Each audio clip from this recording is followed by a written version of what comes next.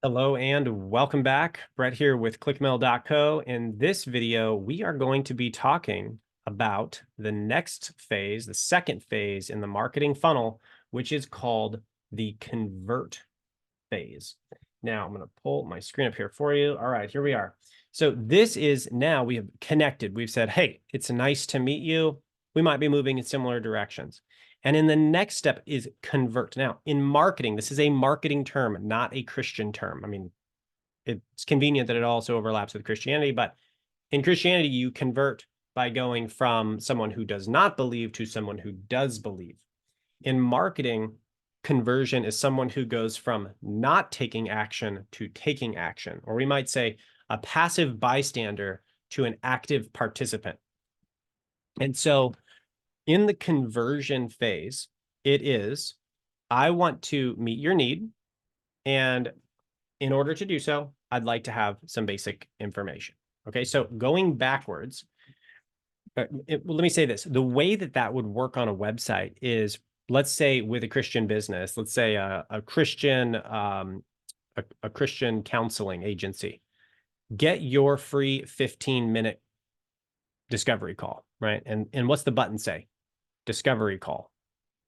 Call today, call now, get your free call, something like that. And that's the free conversion there. We're converting. They're going from a passive viewer on the website to an active participant. Okay, so that is a way they could convert. Or it could be get your free brochure.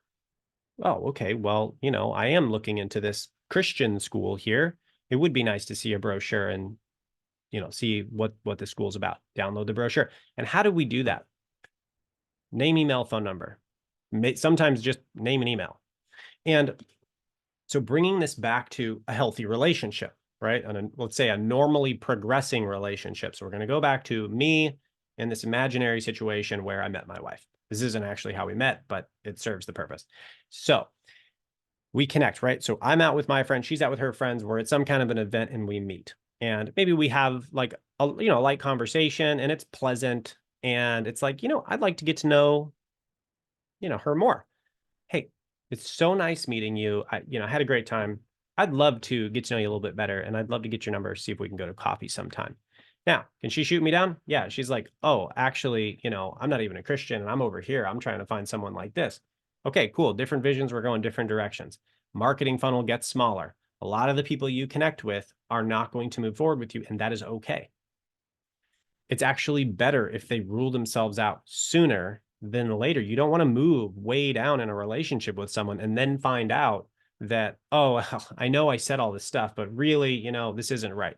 I mean, that's where you get into heartbreak. Same thing with your marketing funnel. You don't want a bunch of people who aren't supposed to be at the bottom taking all of these resources and then not committing. That is not how relationship is supposed to flow.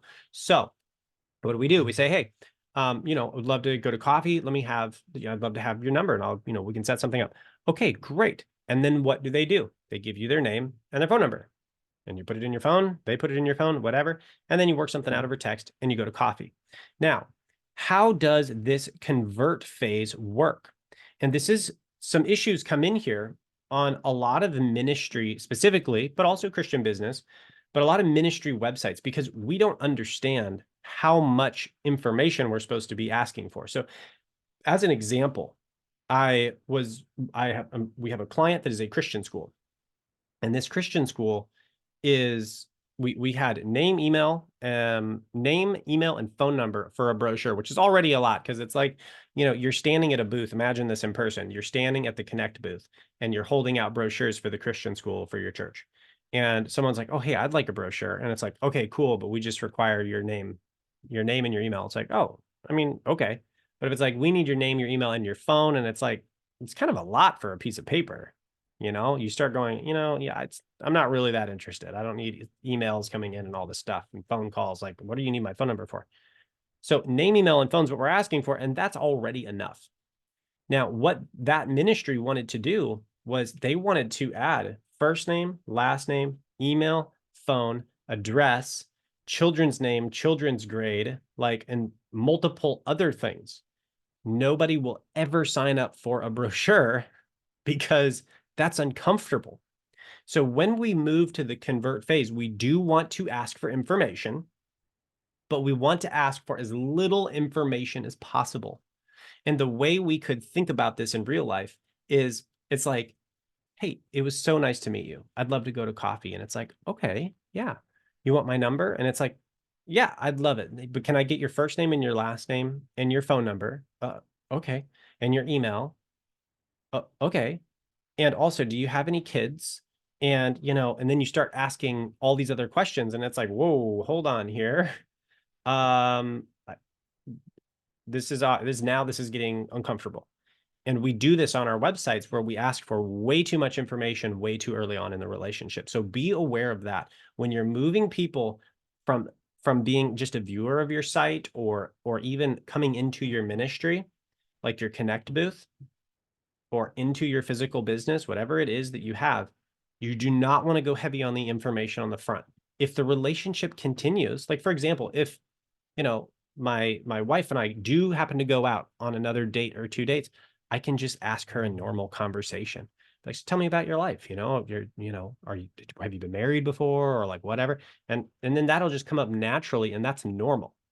So that information will rise to the surface comfortably when it's supposed to. But when we push it, we actually break the trust and we increase the likelihood that they bail on that first connection point.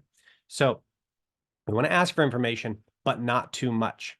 So we do need to have that brochure or that save my seat or get my free tour in the case of a Christian school or a Christian therapy firm, which would be, get my free discovery call or something like that. We have to have something there so we can just go out on that coffee date and feel each other out.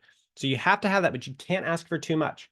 Now, on the other side of that, a lot of ministries will say something to the effect of, well, it's for the kingdom. It's not about signups. It's not about these things. It's just about helping people. And the question is, do you help them more when they view your website for 45 seconds or less? And if you go look at your analytic data, I can almost guarantee, unless you're doing something really good, people will be on your website for 45 seconds or less. And the majority of those people will be new users. If that is the case, you have someone who has not seen your website before and you got 45 seconds or less, are they going to get the value that they need in the sanctification and the growth that they need, salvation even, in 45 seconds on your website? It's not going to happen. And then what's going to happen? They're going to leave and they're never coming back because they're going to go start watching cat videos on Facebook or Instagram or whatever it is that they do. And they're never going to think about you again. And that is the reality of marketing. You've got people who've never heard of you, and you've got a 45-second window to seal the deal and get the first date, right? And that is that conversion. Now, that means we cannot just allow people to just roam around on the website and do whatever they want because they're really not going to get the value. We need to show them a direction and say, it sounds like what you're looking for is this over here. Sign up today. On our website on ClickMill, we have this. So maybe I'll even pull this up so that you can see an example of this conversion. So when people connect, so we'll say,